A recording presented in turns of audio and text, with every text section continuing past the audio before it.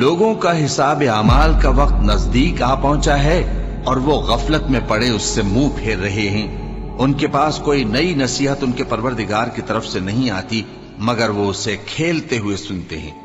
उनके दिल गफलत में पड़े हुए हैं और जालिम लोग आपस में चुपके चुपके बातें करते हैं कि ये शख्स कुछ भी नहीं मगर तुम्हारे जैसा आदमी है, तो तुम आंखों देखे जादू की लपेट में क्यों आते हो। पैगंबर सल्लल्लाहु अलैहि वसल्लम ने कहा कि जो बात आसमान और जमीन में कही जाती है मेरा परवरदिगार उसे जानता है और वो सुनने वाला है, जानने वाला है। बल्कि जालिम कहने लगे कि ये कुरान परेशान बातें हैं जो ख्वाब में देख ली हैं। नहीं, बल्कि इसने इसको अपनी तरफ से बना लिया है। नहीं, बल्कि ये एक शायर है। तो जैसे पहले पैगंबर निशानियां देकर भेजे गए थे उसी तरह ये भी हमारे पास कोई निशानी लाए।